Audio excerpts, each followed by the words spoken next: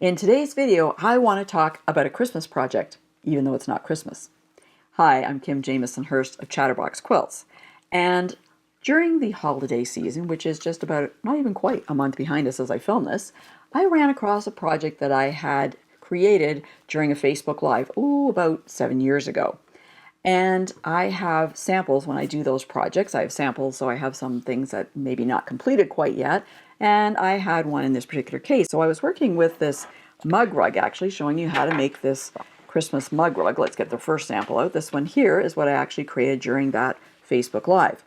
Now, I had another one that was partially completed, and so I thought, well, I'm starting off the new year. I want to get back into my quilting groove. Let's just finish this small project, right? And now I'm working on a different machine. So thanks so much to Janome Canada for letting me work with the Janome CM17. And that's what I'm going to be talking about today as far as some of the feet I used to do this project again, but a little bit different because, hey, when you're doing something more than once, well, why not make some changes, right?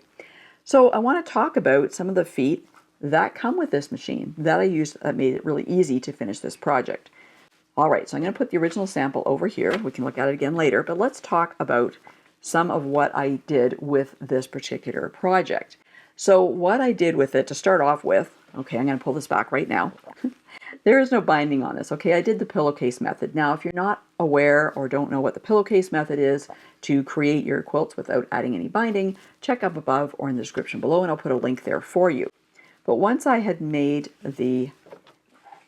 the pillowcase method to make the project, the background, I didn't have the applique on there yet, you'll have an opening here where you turn things right side out and you need to close that, typically with some hand stitches. Now, I didn't want to do any hand stitches. I try to avoid those as much as possible when it comes to my quilting projects.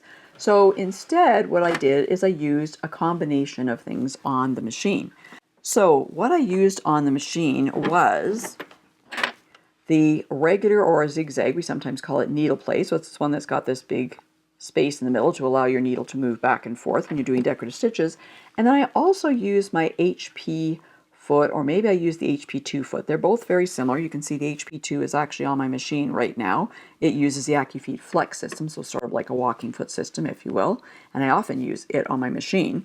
And usually when I'm using this foot, the HP foot, I will have the HP needle plate installed. Okay, they go hand in hand, right? But if you'll notice, there's a little bit of a hole, well, not a little bit, there's a hole, okay, in both of the feet. They both look exactly the same as far as the sole part. So there's a hole there. And you'll notice when you turn the machine on, you have the HP needle plate installed. The needle will kind of go into that hole and then back out and rest in the inside the feet, in between the two parts of the foot there, right? So why is there a hole? Well, I'm not exactly sure why there's a hole, but we can use that hole. So as I said, I would install the regular needle plate, and when I do that and put it on the machine, get it to go in here. There we go. Okay, it's installed there, and you'll notice where the needle is. Okay, the needle is not in the center of that foot, all right? The needle is actually over and above that hole. Okay, so if I want to put my needle down, you can see it's going right into that hole, right?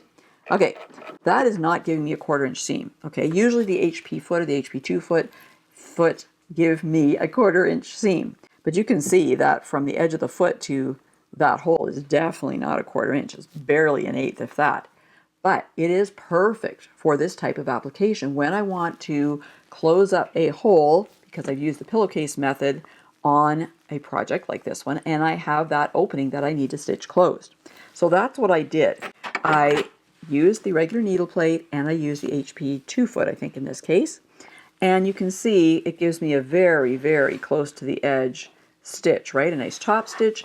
And I can't even remember where exactly the opening was, maybe down here somewhere, but it closes that opening for me without any hand stitching, okay? So it's really handy, that combination, to do that type of work. Now, I did a few other things as well. So you can see that I've got all these little squares here, and I wanted to stitch in the ditch. Okay, I wanted to stitch in here. I wanted to stitch here on these particular ones. I don't think I stitched across. No, on this one I didn't stitch across. On this one I think I might have. Yes, I did. But I mean, they're very small places, so I just wanted to make sure I had some vertical lines in there.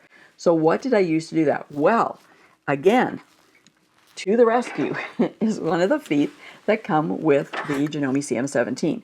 So we have this AccuFeed Flex foot holder, and it has a sole on it right now. It has a UD sole, I should say, on it right now. However, it comes with the SD sole as well, and I call these soles because they come right off. Okay, I can just pull this off, and I can change and put another sole on. So I actually use this stitch in the ditch because that's what I was doing, right? And it works oh so well. It has this blade that will ride right along, you know, my ditch, okay? And it gives me this perfect stitching that you can see here. Well, hopefully you can't really see it because that's the objective, right? Okay, so I would just slip this on to my foot holder, and I would push it in there, and it would be right on there, and I just, as I said, stitched along here with that blade in the ditch. Okay, still using the zigzag needle plate holder, okay, and a straight stitch, needle plate I should say, and straight stitch. Okay, that's great. Then I wanted to do a few more things. I wanted to add some decorative stitches here. I did here, and I know it's going to be difficult to see, but there are decorative stitches here. There are snowflakes. I just did snowflakes all the way along there, okay? And when I'm doing that, again, I like to use the AccuFeed Flex foot holder, but I switch soles, right? Because why not? I think it comes with 4 different ones, I think, 3 or 4 for sure.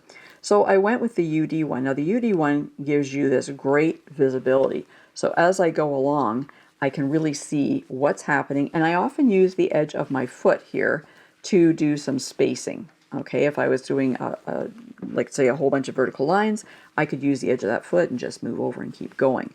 In this particular case, when I worked on this one, you can see the stitches on this on the back better because I have a dark background and I use white thread purposely so you can see that. Let me go this way, it makes more sense. I actually combined some stitches, okay? I have a snowman, a tree, and a package. Now, if you don't know how to combine stitches on this machine and on some other Janome machines, check up above or in the description below because I have a video showing you how to do that. Really easy. You can come up with all kinds of amazing combinations. So I did that using this foot because I could see it and activating the AccuFeed Flex system to do that. So you can use it with decorative stitches on some of the Janome machines. All right, so I had all that done, but I still need to do something here. So I fused down, this is all raw edge applique, fused down all my pieces, and then in this particular case, I just did a straight stitch. So again, I still had my UD foot on so I could see what I was doing, and I just went along and did a straight stitch just inside of all these pieces. Oh, did I do that? Oh, I forgot the trunk. Oh my goodness, back to the sewing machine this afternoon. Okay, but you get the idea. On this particular one, and I used white thread here, all right, so you can see it. On this particular one, I did straight stitch here, but then I did a blanket stitch on all these pieces using black thread. So it gives it a really primitive kind of look. All right, let me move these out of the way for a second. And so now I have 2 of these mug rugs, both similar, but both different, all right? So on the one, this one, the original one I did 7 years ago, I didn't have the CM17 to use. I'm not even sure if it had been made yet. So I was using a different machine, so I didn't have the option. You can see I'm about a 1/4 inch in here. Probably used a 1/4 inch foot to do that. And I'm pretty sure I had to hand stitch that opening closed. You can see Sam's already enjoying this. Not a cat mat, not a cat mat. Okay, away we go. Could be, I suppose. A little small for her, I think. But anyway, so I've got 2 different examples here. Now, before I go any further, I want to give a big thank you, or say a big thank you and give a big shout out to my Patchwork Pal YouTube channel members. And those are quilters who joined my Patchwork Pal YouTube channel membership. They support my channel with a small monthly fee, and they get great perks for doing so. So if you're interested in becoming a Patchwork Pal, check below any of my videos. You'll see a join button. You can click on it, get all the details, and even join us today. Now, I'm wondering if you were going to do this again, or maybe even the first time, what would you do? Which one do you prefer? Do you prefer to see a lighter thread here where you can see it more? Or do you like the darker thread with a blanket stitch, more primitive looking? What kind of stitches would you put down here? I'd love to hear your thoughts. Just leave them in the comments below. Now, while I've talked about the mug rug, I haven't exactly shown you how to do it, have I?